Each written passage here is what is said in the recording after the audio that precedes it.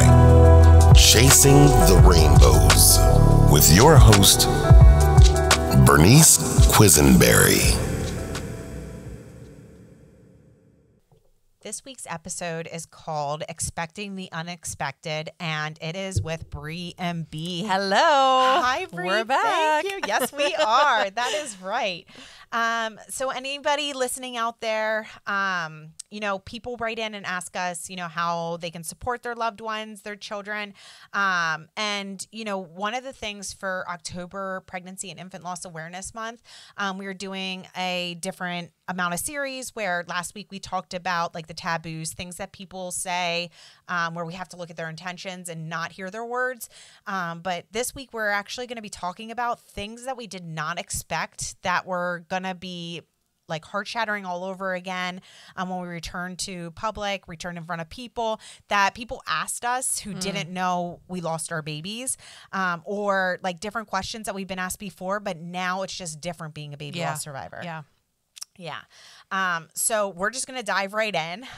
So we are discussing questions and conversations that we didn't realize were going to be difficult.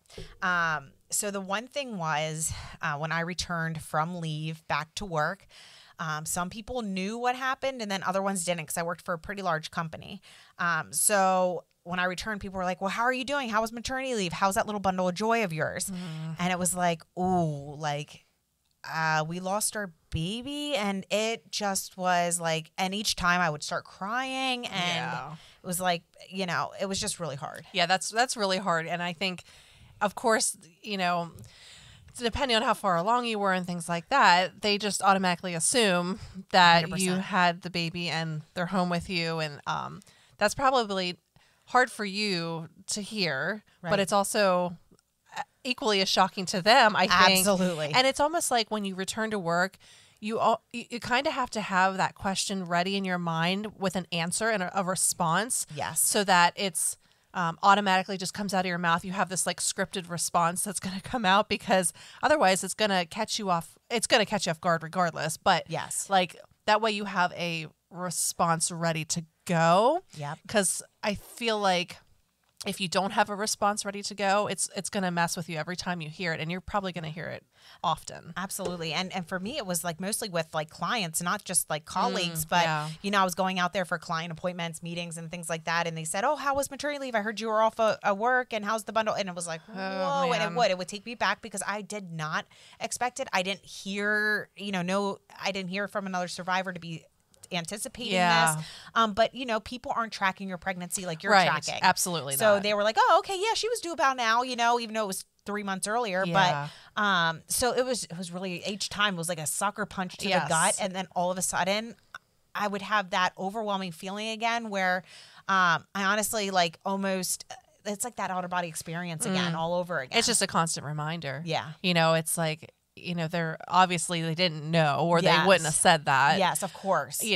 But every time you get asked that, it's like you have to saying the words makes it a reality. Yes. And you're in this stage 1 of grief or stage 2, whatever it may be. And, you're having trouble processing what just happened. Absolutely. So then they say that, and it's like a reality gut punch. Yes. And then they feel horrible. They're, a lot of the times when this was happening, they were crying alongside with me or getting choked up. But then there was like a lot of follow-up questions that I wasn't expecting. Then like, what happened? And oh my goodness, I'm so sorry. I didn't know what occurred, and then it's like, you have to relive it, and you're still, That's I'm awful. still trying to figure it all out. And then to have to explain it to someone else. 100 times. Like, what does that mean? Yeah. Exactly. Because it's not just one person. Yes. It's a bunch of people. Yeah. And it's almost like you want to put a sticky note on your head and just so, or hand people a note like, here, can you read this later? Yes. But then it's even more awkward, and you're trying not to isolate yourself.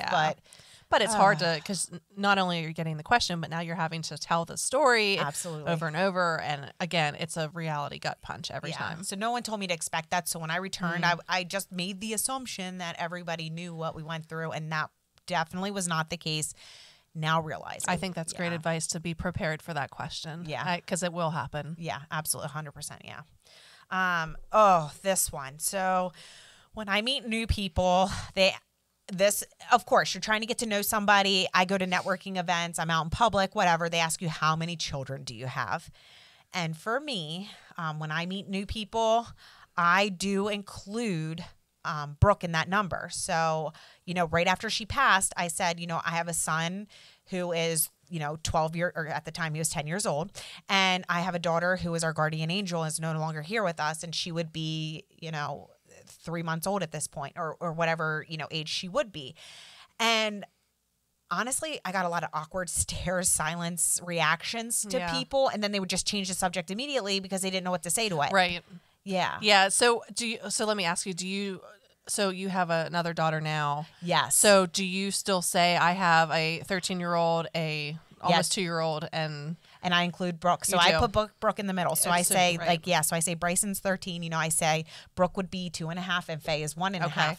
And I say Brooke, is our guardian angel. And that's what we call her because, how do you put it? Right. But then I still do get the awkward stares. Now I'm not as emotional about it as I was at first. And I feel like I was also awkward when I was saying it because I didn't want to get choked up and cry. Yeah. Especially in different networking situations with hundreds of people around. Right. Yeah, that's challenging.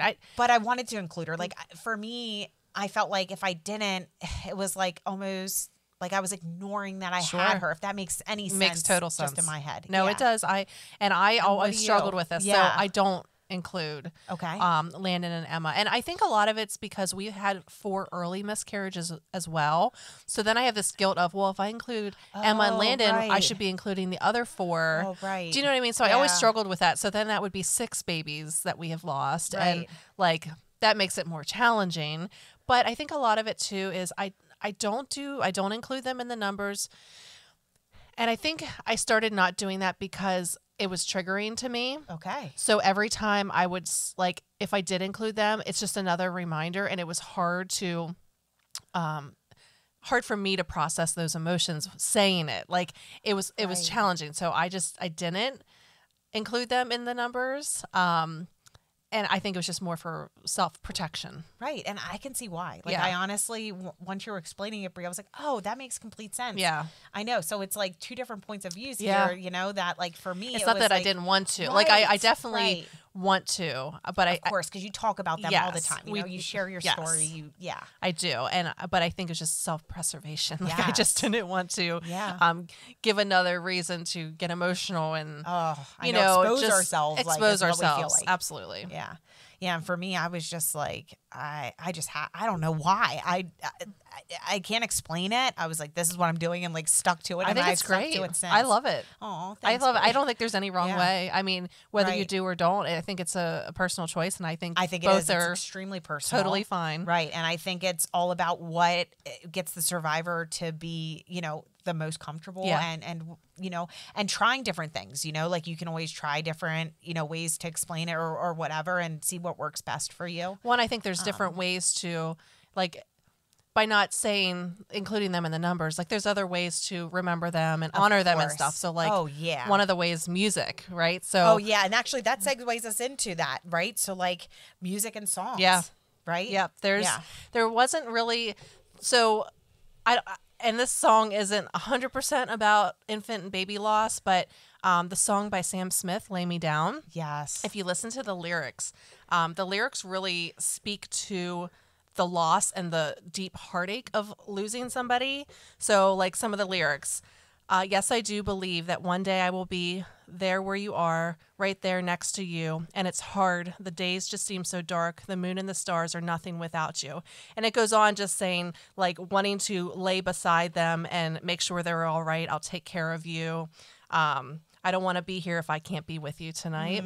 So I know it's more of a love song, but if you break the lyrics down, it reminds me of Emma and Landon every time. Oh, Brie, it's so beautiful. Yeah, I love that. Oh, I do too. Yeah, and there was significance in songs and music for me. With, I had a playlist that I would listen to right after we lost Brooke, and I would listen to it on repeat. It was a couple songs. I still can't listen to it to this day. Actually, I tried to find it on my phone, and I feel like I probably blocked it because I don't want to listen to it when I'm in the car driving or just pop up because then I get choked up again. Yeah. But then there's also a few songs like Susan Boyle's Amazing Grace, and also oh gosh, I'm blanking right now. You're You're My My Sunshine. Sunshine. Yes, Yeah. I cannot listen or sing those songs to this day, just because that does remind me of her. And then about a year later, I think it was, Taylor Swift's album Midnights came out, and she has a song on there called Bigger Than the Whole Sky. And that song, so a year later, you know, should be pretty like feeling good in my I don't know why, but that song resonated with me, and I needed to play it on repeat and scream at the top of my lungs, almost like out walking, doing laundry, just like really get it out. And I was crying doing it, and it was like this sense of comfort, relief, and pain, Yeah, all wrapped all into at the one. same time. Yeah, and Yeah. that song just resonated. Well, and I have no think that idea speaks why. to like even a year later you talk Yeah. about that speaks to the whole there's no timeline on grief Yeah. because a year later, you know, as you stated, Yes. you thought you'd be okay, and Yeah. but there you are having that moment, and it's I think listening to stuff like that, these songs that remind you, and I'm 8 and 10 years out, Right. and I hear this song, you know, Oh, Lay Me Down, yes. and every time I just bawl because Right. it's just. I picture that day of holding them Oh, yeah. and like their skin against my skin and what that felt like and how I would give anything to like lay down beside them again. And, you know, so I think Yes. I feel like songs can are really powerful Yes. and can help to memorialize your Yes. children in, you know, ways that yes. can be beautiful and therapeutic and, you know. and really talk to you, you know, like in ways that I couldn't put words in, or things that I couldn't say. It was like these songs just like, yes, they yeah. were exactly what I was speaking looking what for. you were Yes. what you can't say, you Yes. can't find the words to say. Music is great therapy. Yeah, It really is. 100%. And like me singing and belting it out. And honestly, sometimes I would even dance. And I know that sounds, you know, weird. Like I wasn't happily dancing, but I was like Right. dancing around to get like energy out and Yeah. almost just like really like feeling the music. Yep, I love that. And that was what, yeah, and I it love helped that. me. Absolutely. You know, something else that I didn't think about until, you know, becoming part of this community was dates. Yeah. Oh, birthdays, anniversaries, due dates, holidays, Mother's Day, Father's Day, vacations, back to school pictures, you know, first day of school, National Sunday, and National Daughter Day. Yeah. All didn't know how they were going to hit me. Yes. Like, oh my goodness. And I mean, the first year, unexpected, of course. Yep. Just let the days happen how they did. You know, didn't make any plans those days. And yeah, they all hit me. And even my birthday that year. I mean, Because you want them there celebrating with you. Their absence just, Yes. you feel it on those days. You feel it every day, but I think you feel it more on Yes. those days, especially like Mother's Day. Yes. And to me, for me, I should say the due dates. Due dates and Yes. birth dates are huge. They're just days that I'm just in a funk. Right. Like, you know, it's Right. those days definitely hit me harder. Right. And I think every year it is different, but Yeah. it is. You do feel the absence. And honestly, I almost felt like the second year, because I was almost expecting it the first year. And then the second year, man, it really did take me. to Well, my I think knees. because you Ugh. kind of have this sense of, oh, I'm going to be okay by then. Yes. And you're not. You're like not, yeah. you know, I'm here to tell you 8 and 10 years later, Yeah. they still hit me hard. Yeah. Those dates are just reminders. Yeah. And the birth dates. I mean, that's really what. Yeah. Yeah. Her birthday and then her anniversary. It's like boom, boom. And Yeah, whew, yeah. I know it. Yeah. It's hard. It really is. And it just also reminds me too how everything is different. Like we're not celebrating the holidays like we thought. And we talked about this in our last episode, you know, where it is that silhouette of a child that you're envisioning with your interacting with your other children, interacting with your nieces and nephews, or interacting with your family, and just seeing them. And it's like, you know, picturing what they would be like, who they would be, like what, like personality, what would they be into, like all of that stuff. I think what about they that would a sound lot. Like. Yes. Yeah, like their personality and stuff. What would they? Yes.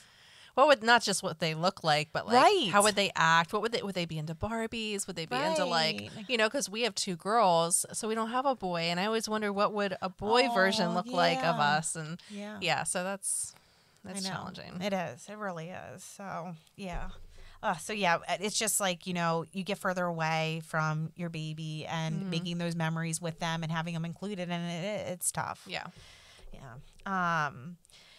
You know, so the only things that we're left with are like our treasured items. Yeah. Right. So this brings us to the next topic. Like, I don't know, Bree, what you have as your treasure. We have a so for Emma and Landon, we have a box that we keep in our closet. It's got ultrasound pictures in it. It's got baby blanket that they were wrapped in. Yeah. Little booties, pregnancy tests, So anything related to that pregnancy and when they were born is all in that box. And I don't, it's up in my closet, not because I'm trying to like Hide them. Right. But Right. because I have to be in a certain mood to look through that box, and it might be once a year, maybe twice. It's just, oh man, that's hard. It's like I want to do it more often, but I know it's going to drain me. Yeah. And not that they're not worth it, not worth going through, but like I have to be in a certain mood to look through those items. I'm the same way you are. Just putting it out there. Like so we have a wooden chest, and inside that chest, like we have like all these different things, like different blankets from the hospital. And with Brooke, being in the NICU for 5.5 weeks, we have like a bunch of things from there, like different books, different journals I was doing while she was in the NICU. Like you said, ultrasound pictures, pregnancy tests. We have all that in there too. Yep. And then I also have my cuddle cubs in there, and they were the weighted bears that I carried around because my arms ached so bad after Brooke passed, like of not having her in that absence. Yeah. Which was beautiful that we had those cuddle cubs, but I view them as a treasured item now. Like I put them away so our dog wouldn't chew them, and keep them in her box.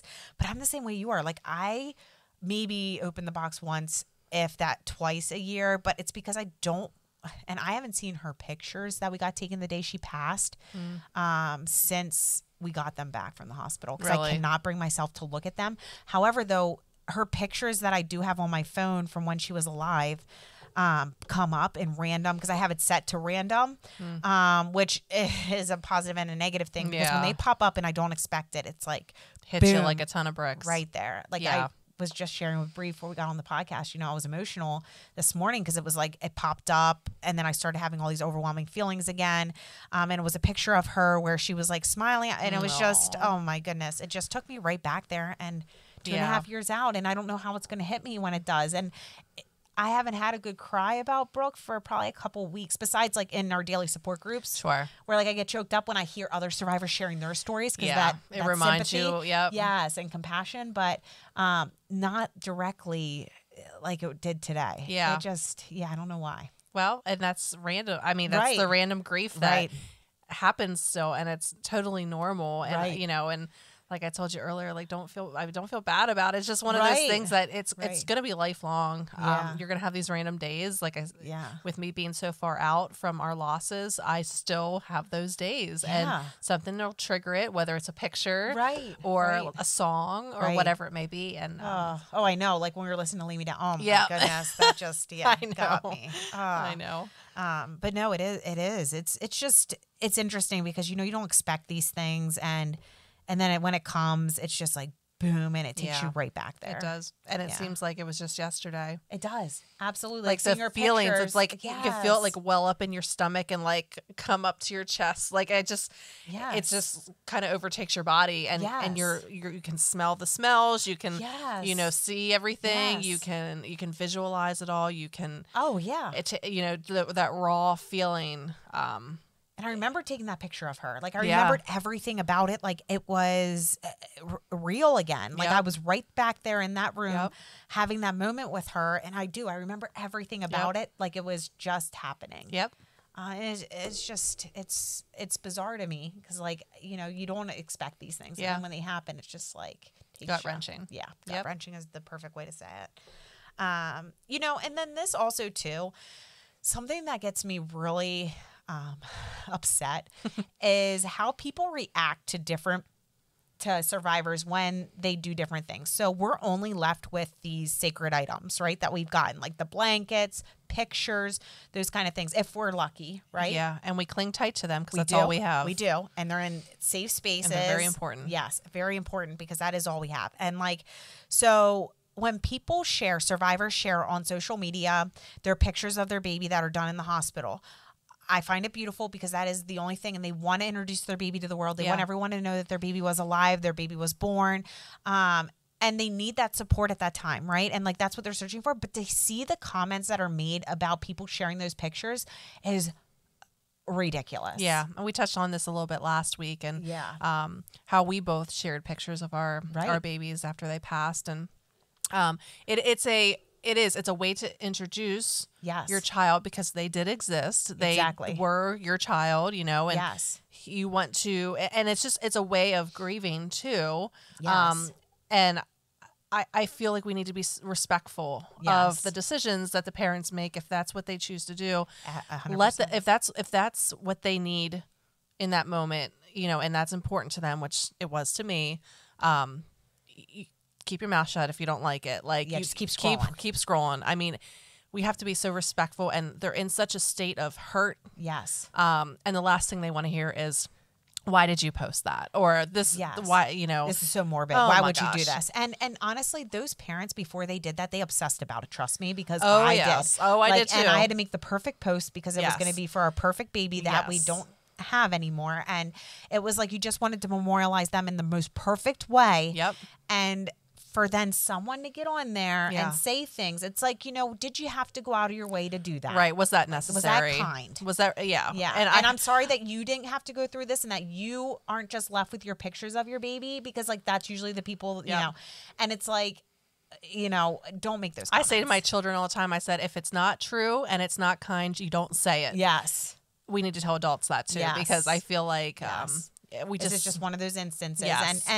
And I'm not saying, a lot of people are very comforting and supportive out there and, Absolutely. and are so sweet. But then there is that one or two people comment. It's like, you know what? Just defriend me. Like, Yeah. unfriend me. We're good. Like, I don't need you kick to them make a while they're comment. down. I mean, that's what it Yeah. feels like, Yes. like Yes. you're already grieving. You're already And you're struggling with that exposing decision. yourself. You're 100% Yes. exposing yourself. And And then, you're being vulnerable. yep. And then they're going to And then you're while going to down. isolate that person and make them feel even more alone, not validate their Yep. feelings. and Question all of a sudden everything. Maybe I should fall take this into a down. hole, Yep. And then they will take it down. Because for Yep. me, I did take a couple things down. And it was because of those reasons that Yeah. I felt like it was very Aw. unsupportive. And it's sad. I'm sorry. And you're in a state, like Yeah. in that part where you don't want to isolate yourself more. So you don't want to defriend somebody. But it's like, in that moment, I was not in the wrong. You know what Yeah, I mean? sure. But you think you are. Yeah, absolutely. Because you're in survival mode. You are. You are. 100%. Yeah. So, and something else, a treasured item, and it took me 2 years, Mm-hmm. 2 Mother's Days to finally, after not having Brooke, to finally decide on a necklace. And I got her footprints put onto a necklace. And that is something that I cherish. I wear every day. I don't take it off. Yep. I mean, I wear it You with other always have it necklaces. on. I always Yeah, I see do. it. I'm actually playing with it right now. Like, it is a sense of comfort for me. And just to see her, footprints, because it's closest to my heart, like always there. Yeah. But that is a treasured item. I have a necklace as well, and it Yeah. has like an angel wing, Aw. and it says my heart, or what does it say? Something about my heart wasn't ready or something like Oh, that. yeah. And then it's got 2 bars with it, and each have Emma and Landon's names on it, with little footprints, and then it has their birth date. Yeah. So I wear Aw, that all the that's time so too. Beautiful. Yeah, Yeah. Brie. Absolutely. So And then anything they you can are. do to, Yeah. and that's just another great way to memorialize them and to, always be thinking about them is having an item like that. Right. I love that. Yeah, and that kind of takes us to like carrying on their legacy. Yeah. We have a few. So Christmas was a big holiday in our house.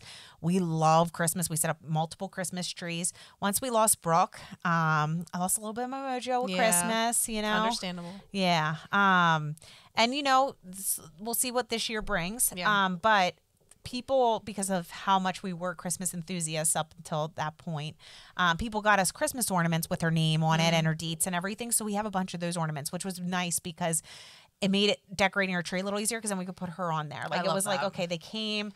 Okay, we Ooh, got I to should- put them up. Yeah, you just gave me that idea. I need to get an ornament or something with Yes. the baby's names on it. And it is a beautiful thing. Like, Yeah, we that's really so great. appreciate those ornaments. Actually, a nurse from the NICU, where Brooke was, gave us her footprint ornaments, and that's how I got the necklace Oh. idea. Then I was like, oh my gosh, that's how I can do a necklace, and she gave it to us at her funeral. Oh, that's beautiful. And it was so That was really beautiful. sweet. Yeah, very sweet. It was unexpected. It got mailed to us, and I just that just hit home to me. So that is like, a precious gift. Put it up high. Dog can't get it. Those kind of things. Right. I Yeah. love that. Yeah. It's a great idea. But you know, carry on their legacy. Like, I know I mentioned this, I don't know how many times in the podcast, because, like, you know, for me, it's big, but I've gotten tattoos. You know, I have her in Roman numerals because Latin is a dead language. I did her birth date and then her death date, and then have her birth flowers all up and down my arm in black and white. And then I also have her footprints on my other wrist where, you know, over my pulse. And for me, that was a way to memorialize, carry on her legacy, and it gives me the opportunity to talk about her. Yeah, I was going to say, because people will see that and they'll say, oh, what does that mean? Oh, yeah. Oh, yeah. I get a lot, you know. I love that. Especially, you know, being in the business world and having a full sleeve tattoo. Granted, tattoos now are acceptable in our society. Right. People, It's a lot of different people now. have it. Yeah. Yeah. But it does give me, because everybody says, oh, because I, you know, it's a lot of shading. It's very delicate looking, because it does look like the flower. So people ask me all the time about it, and then it gives me the opportunity to talk about Brooke, which is wonderful. I have a tattoo that I've wanted for probably 8 years. I just haven't had the courage to do it yet. Aw. But what I want, and I think the big thing is I don't know where I want it. Oh, right. So I'm struggling It's with that. placement, yeah. But what I definitely know what I want. It's a branch. And it's got 2 birds for my husband and I. Yes. It's got 2 little birds for my 2 daughters. And then there's 6 birds flying off the branch to I represent the love 6 that. babies we lost. Oh, my God. So I want that so bad. I have it saved on my phone. I just need to Oh my gosh, I figure love out where that. I want to do it. Oh my gosh! And you know what's interesting is I have a cardinal on my shoulder on a branch, Oh, I and then love that. I have birds flying. I'll have to show. Yeah, you have after to the show me. podcast. Yeah, That's great. Oh my gosh, Brie, yeah. I know birds are very significant for me, like Yeah. cardinals, doves. Okay. I don't know about, but yes. Butterflies. Oh. Yeah, butterflies are oh. kind of my thing too. Butterflies are my son's thing. Yeah. He looks at them as someone coming back, reincarnated. Yeah. So he's like, they're visiting me. That's yeah, sweet. He loves it. Yeah. That's so cool. Oh, that is Yeah. so cool. Yeah, everybody's different with what they, you know, find. But so this is something that I still struggle with, and something that I did not expect was a sacred space in our house. I want one indoors and I want one outdoors. Right now we have Brooke's ashes. They're in angel wings. That's her urn. And then it has a space for a picture of her. And she's sitting on my dresser in our bedroom. Now I get to say good morning, good night to her every night, but I want everybody to see her. Like, I Yeah. want her to be out. So, you know, I want to have her displayed in our house, but then the outdoor space, I struggle because, one, it's very overwhelming to plan this because I want it to be perfect. So to find the perfect tree, the perfect plants, and then I want to do an engraved brick. So if anyone's listening, I am looking for an engraver on bricks.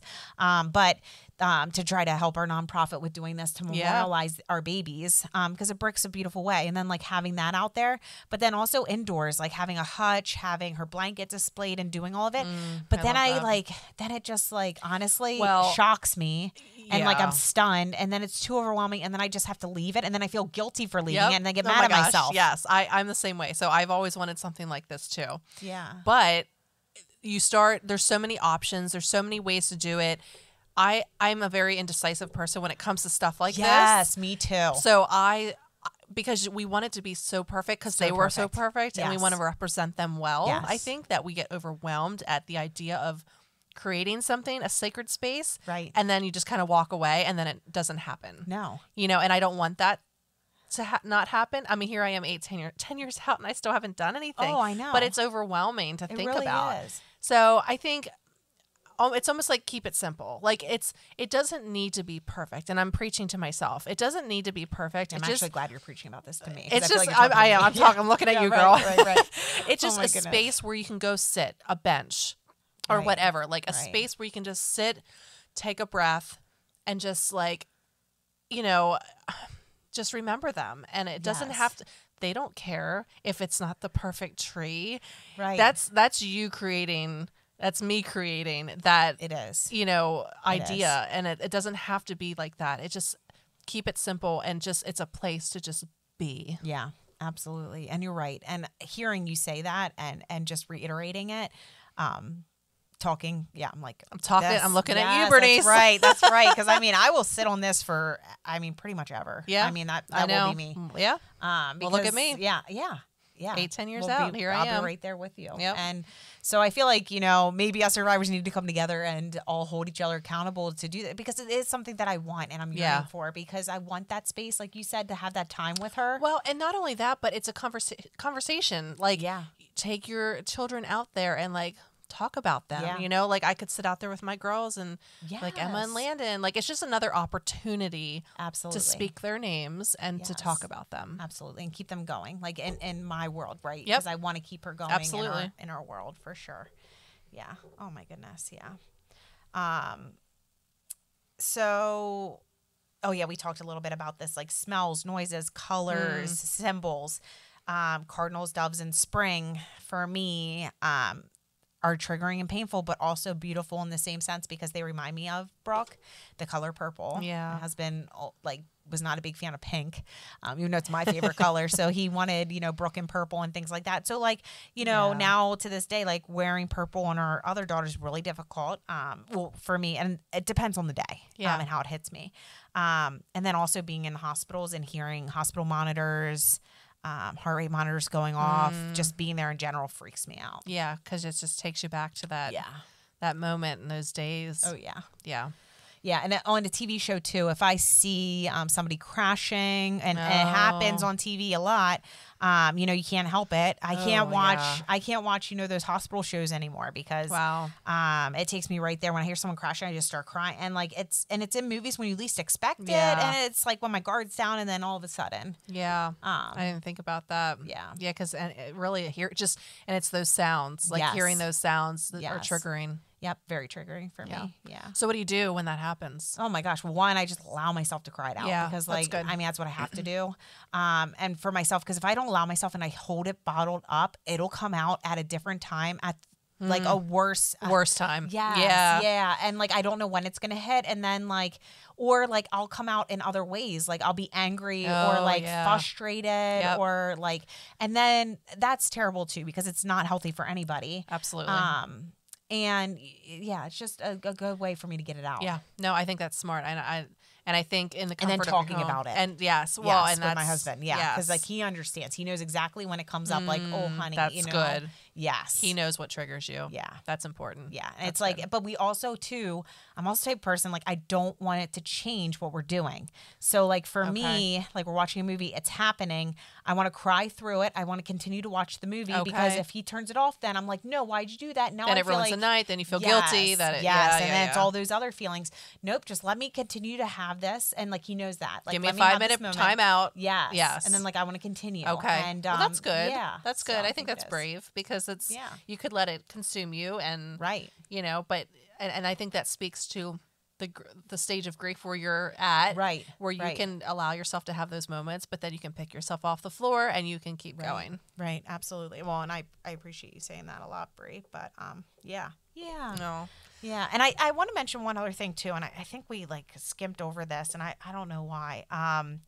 But another way that I stay connected to Brooke is I journal to her. Oh, I love that. Yes, yeah. And at first my journaling was almost apologizing for not being able to keep her safe inside of me, in my womb. Yeah. And then also not being able to keep her here on earth with us. I couldn't do more for her. Because as a mom, you feel like you should have, protect them her. And keep them safe. Yep. I struggle with that too. Absolutely. So it gave me that opportunity to do that, but then writing to her and writing letters to her and almost including her in the memories that we're making and things like that. So it kind of gave me that way. I think that's great. Yeah. Yeah, I think it's a good way to express what you're feeling. Right. Get it out on paper. Yes. But then also letters to her. Yes. It's a way of still communicating. Yep. Yeah. I think it's and beautiful. holding on. Yeah. Yep, absolutely. I like that. Yeah. Yeah. So just wanted to mention that quick, but that takes us to the end of our segment. I can't believe we got through it without crying. And, oh my goodness. But that's a miracle in and of itself. Yes, it was, especially, gearing up for this episode, what was happening behind the scenes. But, just grateful for all you listeners out there. We appreciate you tuning in. Please follow us and subscribe to our podcast to help us reach more survivors. So the more followers we get, the more listeners we get every week, the more survivors we'll be able to hit, because then we'll start to come up for different different things, which is wonderful because we want people to find us. We don't want anyone suffering in silence Yeah. or, feeling that isolated and alone feeling, because we are here talking about, life after our death of our babies. Yeah. So we are always with you, fertility loss, pregnancy loss, and baby loss survivors. Until next time. Thanks for listening. Thank you.